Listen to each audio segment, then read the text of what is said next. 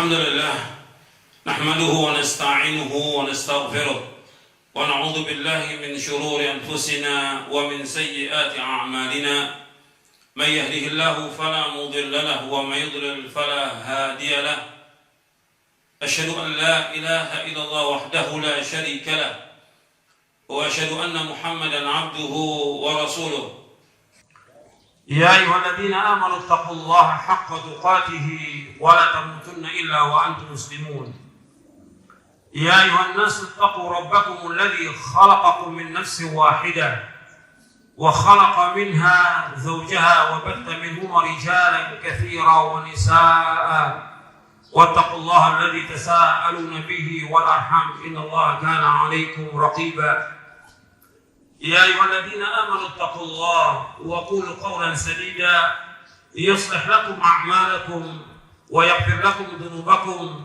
ومن يطع الله ورسوله فقد فاز فوزا عظيما أما بعد فإن أصدق الحديث كتاب الله وخير الهدي هدي محمد صلى الله عليه وعلى آله وسلم وشر الأمور محدثاتها وكل محدثة بدعة وكل بدعة ضلالة وكل ضلالة في النار. Ma'asyiral muslimin rahimakumullah, kepada seluruh kaum muslimin dan muslimat yang mudah-mudahan dirahmati oleh Allah SWT.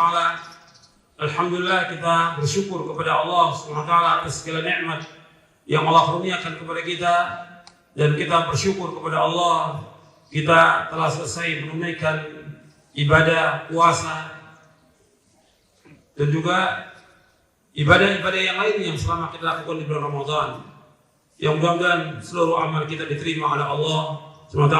Taqabbalallahu minna wa minkum. Ma'asyiral muslimin rahimakumullah, dalam khutbah yang singkat ini ada beberapa hal yang ingin saya sampaikan. Yang pertama tentang syukur kita kepada Allah Ta'ala, bahwa nikmat yang Allah karuniakan kepada kita sangat banyak, dan kita wajib bersyukur. Dari mulai kita lahir sampai kita dewasa ini, nikmat yang Allah berikan itu sangat banyak dan tidak bisa kita hitung. Wa in ta'uddu ni'matallahi la tuhsuha innal insana ladzalumun kafar. Seandainya kalian menghitung nikmat-nikmat Allah, kalian tidak akan dapat menghitung nikmat-nikmat itu. Sesungguhnya manusia sangat zalim dan manusia sangat kufur. Kita wajib bersyukur kepada Allah atas semua nikmat. Semua nikmat itu sangat banyak, tidak bisa dihitung. Makanya kita wajib untuk bersyukur atas semua nikmat Allah. Makanya di akhir ayat 185 di surah Al-Baqarah, Allah berfirman, "Walitukmilul 'iddata walitukabbirullaha 'ala ma hadakum wa la'allakum tashkurun." Agar kalian menyempurnakan bilangan bulan Ramadan ini 29 atau 30. Kemudian bertakbirlah kepada Allah, membesarkan nama Allah. Walitukmilul 'iddata walitukabbirullaha 'ala ma hadakum. Kalian membesarkan nama Allah atas apa yang Allah berikan petunjuk pada kalian. Wa la'allakum tashkurun, dan agar kalian bersyukur pada Allah. Di antara nikmat yang paling besar yang wajib kita syukuri, diberikan hidayah di atas Islam. Itu nikmat yang paling besar. Yang kedua, nikmat yang paling besar, diberikan hidayah di atas sunnah.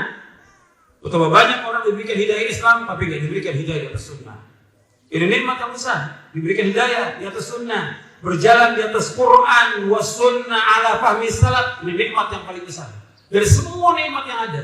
Hatta seandainya kita tak punya apa-apa, kita fakir, miskin, tak punya apa-apa, tapi diberikan hidayah di atas Islam dan sunnah ala fahmi salaf, nikmat yang paling besar, lebih daripada nikmat yang ada di muka bumi. Semuanya ini wajib kita bersyukur pada Allah. Dibimbing dengan Quran dan sunnah ala fahmi salaf, ini nikmat yang paling besar. Kita wajib bersyukur pada Allah atas semua nikmat itu, lebih dari semua nikmat yang ada.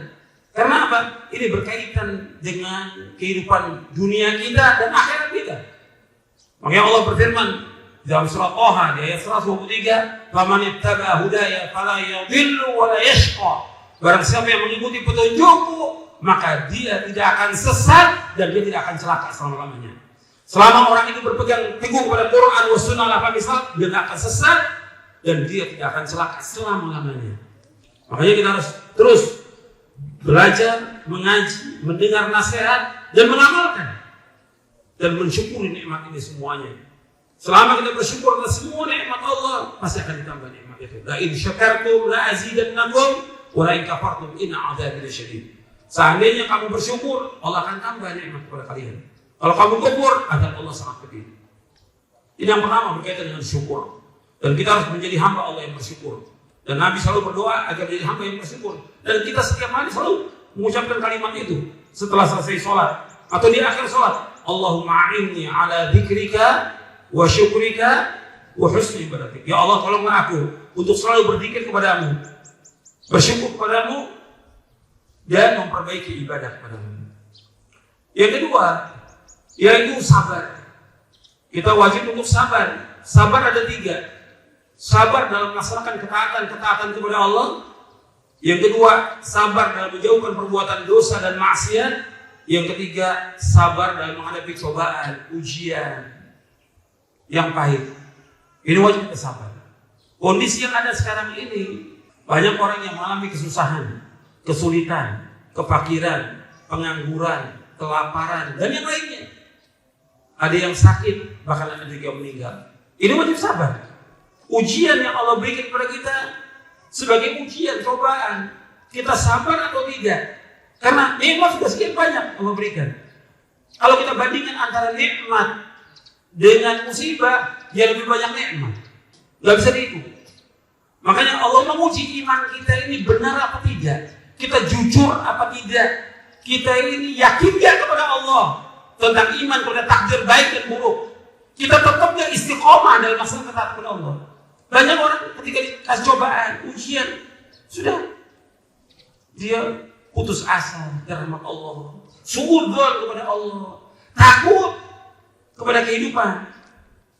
Ini imannya dipertanyakan. Ini masalah kesabaran itu diuji oleh Allah. Kalau sabar dengan melaksanakan ketaatan kepada Allah, jauhkan perbuatan dosa maksiat dan sabar atas kepahitan ini. Jalankan perintah-perintah Allah, jauhkan larangannya. Jangan kemudian kita malah mundur takut pada kehidupan. Kita nggak yakin kepada Allah. Allah uji iman kita sekarang ini, benar atau tidak, jujur atau tidak. Kita orang beriman atau orang munafik akan diuji oleh Allah. Ingat, ini masalah ujian. Kita harus menghadapi ujian ini dengan lapang dada. Kenapa? Allah berikan ujian. Adukan semuanya kepada Allah. Allah pasti akan menghilangkan cobaan dan ujian ini. Pasti. Yakin, doa kepada Allah. Itu yang kedua, sabar. Yang ketiga, khalifidina zakullah. Di ayat tentang puasa Allah menyebutkan tentang la'allakum tattaqun. La'allakum yattaqun. Di ayat 183 Allah sebutkan tentang la'allakum tattaqun, agar kalian bertakwa kepada Allah. Di 187-nya la'allahum yattaqun, agar mereka bertakwa kepada Allah. Takwa artinya kita melaksanakan perintah-perintah Allah dan menjauhkan larangannya. Yang paling asasi dalam takwa mentauhidkan Allah. Baik dalam rububiyah, uluhiyah, asma wa sifat. Mengesahkan Allah, meyakini bahwa pencipta itu hanya satu, yang menciptakan Allah, yang memberikan rezeki Allah, yang menghidupkan, mematikan, memberikan cobaan, ujian, mengangkat musibah, mengangkat wabah, hanya satu itu Allah, tidak ada yang lain. Ini harus kita yakini, tauhid, dan menjauhkan segala macam perbuatan syirik. Ini takwa. Kemudian laksanakan lagi takwa kepada Allah tentang orang tua kita. Wajib kita berbuat baik pada orang tua. Perhatikan, selama masih ada orang tua kita, kita bertakwa kepada Allah tentang orang tua kita. Berbuat baik. Orang tua ini jalan kita menuju surga. Wajib untuk berbuat baik. Gak boleh berkata pada orang tua, gak boleh berkata gak boleh kurang ajar sama orang tua. Apa yang bisa kita lakukan untuk orang tua, lakukan. Berbuat baik kepada orang tua. Karena itu jalan kita menuju surga. Itu perhatikan, takwa kepada Allah tentang orang tua kita. Nabi juga menyuruh untuk takwa kepada Allah tentang istri kamu. Didik gak istrimu? Fattaqullaha fin nisa, bertakwa kepada Allah tentang istri kamu. Bertakwa kita. Didik gak istri ini menjadi istri yang salehah, taat, mengerjakan kewajiban, menjauhkan larangan, mengerjakan sunnah, menjauhkan bid'ah. Anak-anak juga demikian. Harus itu takwa kepada Allah. Takwa juga hubungan dengan tetangga, bertakwa kepada Allah. Jangan sampai mengganggu orang lain. Jangan membuat orang lain tidak nyaman, ya. Gak boleh. Kita harus saling menjaga hubungan. Begitu juga masyarakat. Takwa kepada Allah dalam hubungan kita tentang dagang dan segala macam. Kalau utang kita harus bayar dan segala macam. Itu takwa kepada Allah yang luas. Itu takwa yang disebutkan oleh para ulama berkaitan dengan takwa. Allah menyuruh kita agar kita bertakwa dengan puasa ini. Berarti keadaan kita setelah puasa lebih baik daripada sebelumnya. Keadaan kita lebih baik. Kita harus bertakwa kepada Allah dan menjauhkan perbuatan dosa dan maksiat. Kita ingin puasa kita diterima oleh Allah. Bapak, ada juga orang yang puasa nggak ada hasil puasanya kecuali menahan lapar dan haus belaka. Ada orang yang salat malam tidak ada hasil sholat malamnya kecuali hanya menahan dia ngantuk aja. Dia sholat malam tengah malam dia lawan ngantuknya tapi nggak dapat apa-apa. Kam min sha'imin laisa lahu min siyami al-ju' wal 'atas. Wa kam min qa'imin laisa min qiyami ila as-sahar. Betapa banyak orang yang puasa nggak ada pahala puasanya kecuali hanya menahan lapar dan haus belaka.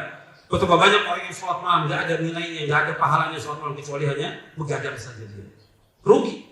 Kita harus lebih baik kita ingin puasa kita diterima oleh Allah dan kita ingin agar puasa ini menghapuskan semua dosa-dosa kita. Kemudian yang keempat, ikhwan fillah azakumullah, yaitu kita harus punya rasa khauf, raja dan khauf.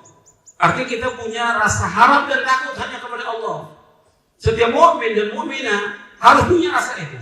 Karena berkaitan dengan iman. Jadi itu masuk rukun ibadah. Rukun ibadah 3, cinta, takut dan harap kepada Allah. Kalau syarat ibadah ada 2, ikhlas dan ittiba, itu syarat ibadah. Tapi kalau rukun ibadah 3, yang pertama cinta kepada Allah, mengharap kepada Allah dan takut hanya kepada Allah. Seorang mukmin harus mengharap hanya kepada Allah dan takut hanya kepada Allah. Makanya para sahabat radhiyallahu anhum ajma'in ketika mereka bertemu di antara mereka di saat Id, mereka mengucapkan taqabbalallahu minna wa minkum. Mudah-mudahan Allah menerima amal kami dan amal kamu. Mereka enggak pastikan bahwa mereka pasti terima, tidak, tapi tetap minta kepada Allah agar diterima amalnya. Allah berfirman dalam surah Al-Mu'minun di ayat 60, Allah berfirman, "Walladzina yu'tuna ma atau wa qulubuhum wajilatun annahum ila rabbihim raji'un." Dan orang-orang yang memberikan apa yang Allah berikan kepada mereka dalam keadaan mereka takut dan mereka yakin bahwa mereka pasti kembali kepada Allah. Ketika ayat ini turun, Aisyah radhiyallahu anha wa ardhaha, Ummul Mukminin radhiyallahu anha berkata, "Ya Rasulullah, apakah yang dimaksud dalam surah Al-Mu'minun ayat 60 ini berkaitan dengan orang yang mencuri, berzina, dan minum khamr dan dia takut kepada Allah?" La ya binta Siddiq. La ya binta Abi Bakar. Tidak. Yang dimaksud dalam ayat ini yaitu orang yang yusallun wa yasumun wa yatasaddaqun. Yang dimaksud ayat ini adalah orang yang sholat, puasa dan bersedekah. Dan mereka yakhaf alla yuqbala bihum, dan mereka yakhafun, mereka takut tidak diterima amal mereka. Perhatikan, orang beriman sudah sholat, puasa, zakat, sedekah, qiyamul lail, apa yang semua dilakukan, tapi tetap dalam hati mereka takut tidak diterima amalnya. Itu yang Allah sebutkan dalam surah Al-Mu'minun di ayat 60. Orang beriman seperti itu. Tidak memastikan amal saya ini pasti diterima. Tidak. Tetap doa, ya Allah, mudah-mudahan puasa saya, sedekah saya diterima, ya Allah. Makanya para sahabat bertemu di antara mereka mendoakan taqabbalallahu minna wa minkum. Mudah-mudahan Allah terima amal kami. Tidak memastikan diterima amalnya. Apakah itu sholat, puasa, zakat, haji, umroh. Di kita ini banyak sudah haji dikasih haji. Nggak ada di Islam. Belum tentu juga diterima hajinya. Tetap berdoa belum diterima. Tapi memastikan amalnya diterima tidak boleh. Ini perhatikan. Ini ayat Al-Quran dan ini penjelasan dari Rasulullah SAW. Kemudian yang kelima, azakumullah, yang pertama tentang syukur, yang kedua sabar, yang ketiga yaitu kita takwa kepada Allah, yang keempat yaitu kita khauf wa raja, takut dan harap kepada Allah, yang kelima yaitu kita istiqamah. Setelah selesai kita melakukan puasa Ramadan, qiyamul lail, baca Al-Quran, menghatamkan Quran, kemudian yang lain amal soleh yang baik yang banyak kita lakukan, bukan berarti hanya untuk Ramadan saja, bukan. Tapi bagaimana kita terus setelah Ramadan ini melanjutkan amal-amal ibadah itu. Puasa tetap kita lanjutkan dengan puasa Syawal, 6 hari bulan Syawal. Kata Nabi SAW, "Man shama Ramadhana thumma atba'u sittan min Syawal kana qasiyan min dahr." barang siapa yang puasa Ramadan kemudian diiringi dengan 6 hari Syawal, maka seperti dia puasa setahun penuh. Qiyamul Lail juga demikian, tetap kita lanjutkan Qiyamul Lail. Meskipun tarawih telah kita lakukan, tetap sholat malam lakukan. Sholat malam keutamanya sangat banyak sekali keutamaan sholat malam. Dan itu sholat malam. Gak mampu 11, ya tetap kita lakukan 2, kemudian ditambah dengan witir. Dan terus seperti itu lakukan. Karena amal yang paling utama itu yang terus, yang dawam. Kita sedekah, jangan berhenti, terus sedekah setelah Syawal ini. Baca Quran, terus baca Quran. Bukan berarti di Ramadan bisa hatam 5 kali, atau 4 kali, atau 3 kali, atau 2 kali. Setelah Ramadan ditinggalkan Quran, tetap dibaca. Nabi bersabda dalam hadits yang sahih yang diriwayatkan oleh Imam Bukhari, "Ahabbul a'mali ila Allahi adwamuha wa in qalla." Sebaik-baik amal itu yang terus-menerus, yang kontinu. Artinya amal yang paling dicintai oleh Allah, amal yang paling dicintai Allah adalah yang terus, yang kontinu terus-menerus. Wa in qalla, meskipun amal itu sedikit. Jadi akhwani fiddin, azakumullah, bahwa kita harus terus setelah Ramadan ini dawam. Artinya kontinu melaksanakan ketaatan-ketaatan. Karena ketaatan nggak bisa lepas dari kehidupan seorang mukmin. Ibadah nggak bisa lepas dari kehidupan seorang mukmin. Dia wajib untuk ibadah sampai kapan? Sampai mati. Allah berfirman kepada Nabi Muhammad SAW dalam surah Al-Hijr di ayat yang terakhir. Allah berfirman, "Wa'bud rabbaka hatta ya'tiyakal yaqin." Beribadahkan kepada Allah sampai datangnya al-yakin, untuk kematian. Terus ibadah kepada Allah, nggak boleh lepas. Dan yang sudah kita lakukan dari ibadah ini, kemudian kita tinggalkan, kita berdosa. Kenapa? Kita meninggalkan sesuatu yang baik. Ini amal-amal sunnah, tapi nggak boleh tinggalkan. Nabi mencela. Nabi bersabda kepada Abdullah bin Amr bin As radhiyallahu anhu dalam hadits yang sahih yang diriwayatkan oleh Imam Ahmad, Bukhari, Muslim dan yang lainnya. Nabi bersabda SAW, "Ya Abdullah, la takun mithla fulanin kana yaqumul laila fatarqa qiyamul lail." Wahai Abdullah, janganlah kamu seperti si fulan. Tadinya rajin dia sholat malam, kemudian ditinggalkan sholat malam itu. Kalimat dari Nabi SAW ini sahih, Imam Ahmad, Bukhari, Muslim dan lain. Kata Nabi SAW, "Wahai Abdullah, jangan kamu seperti si fulan." Ini yang kalimat seperti ini bukan pujian, ini celaan. Jangan seperti si fulan. Tadinya rajin sholat malam, sekarang tinggalkan sholat malam. Ini celaan. Artinya nggak boleh. Kalau dalam amalan sunat aja nggak boleh, apalagi amalan yang wajib. Dia biasa sholat berjamaah, sekarang tinggalkan sholat berjamaah. Ini celaan bagi orang. Biasa nuntut ilmu, sekarang kan nuntut ilmu lagi. Ini celaan bagi orang ini. Nuntut ilmu wajib. Sholat berjamaah wajib bagi laki-laki. Nuntut ilmu wajib bagi laki perempuan. Begitu juga amal-amal yang lain. Baca Al-Quran, sedekah dan yang lainnya. Yang sudah rutin lakukan, kemudian ditinggalkan. Ini celaan. Wahai Abdullah, jangan kamu seperti si fulan. Tadinya rajin sholat malam, kemudian ditinggalkan sholat malam. Ini termasuk orang yang meninggalkan kebaikan, kewajiban, atau yang sunnah ditinggalkan. Orang yang seperti ini termasuk kufur nikmat. Dijelaskan oleh Syekh Muhammad bin Shalih Al-Utsaimin rahimahullah di dalam kitabnya Syarh Riyadhus Shalihin. Ketika menjelaskan hadis ini, orang yang sudah terbiasa melakukan amal-amal soleh ditinggalkan, maka dia kufur nikmat. Apalagi yang wajib, seperti sholat berjamaah, seperti yang menuntut ilmu wajib, ditinggalkan. Ini orang kufur nikmat. Itu penjelasan Syekh Muhammad bin Shalih Al-Utsaimin. Artinya istiqomah itu kita tetap dalam ketaatan terus-menerus. Seorang mukmin nggak bisa lepas dari ibadah kepada Allah, nggak bisa lepas dari. Kita hidup untuk ibadah. Allah ciptakan kita untuk ibadah, maka lakukan ibadah itu terus-menerus dan sampai kita wafat kepada Allah. Dan setelah Ramadan ini kita berusaha bagaimana keadaan kita lebih baik, ibadah kita, dan juga perhatikan hati kita. Kita berusaha bagaimana membersihkan hati kita dari sifat dengki, iri, sombong, kemudian serakah, tamak kepada dunia, dan yang lainnya. Itu harus bersihkan. Karena kita ingin kita ibadah kita terima Allah dan keadaan kita lebih baik daripada sebelumnya. Mudah-mudahan yang saya sampaikan ini bermanfaat untuk saya dan untuk sekalian, dan mudah-mudahan Allah menerima amal-amal kita semuanya, dan kita terus berdoa kepada Allah agar kita diterima amal-amal kita dan kita melaksanakan apa yang Allah wajibkan dan juga apa yang disunnahkan oleh Rasulullah SAW. Nanti setelah Id ini kita usaha bagaimana di bulan Syawal ini, pertama untuk qadha bagi perempuan atau laki-laki yang memang dia tidak puasa karena sakit atau safar atau haid atau nifas, dia ganti. Kemudian dilanjutkan dengan puasa Syawal 6 hari.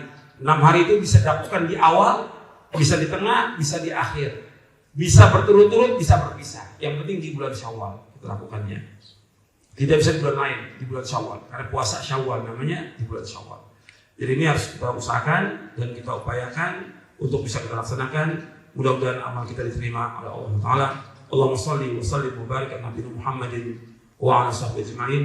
Rabbana zalamna anfusana wa illam taghfir lana wa tarhamna lanakunanna minal khasirin. Allahumma ighfir lil muslimin wal muslimat والمؤمنين والمؤمنات الأحياء منهم والأموات إنك سميع قريب مجيب الدعوات.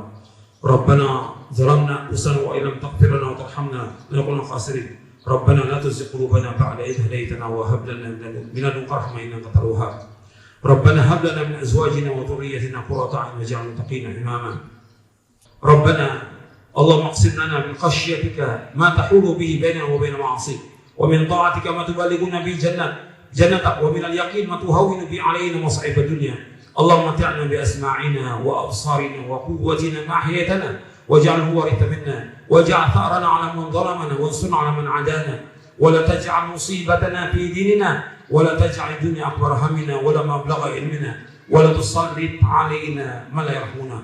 اللهم إنا نسألك العفو والعافية والمعافاة في الدنيا والآخرة. اللهم إنا نسألك العفو والعافية والمعافاة في الدنيا والآخرة.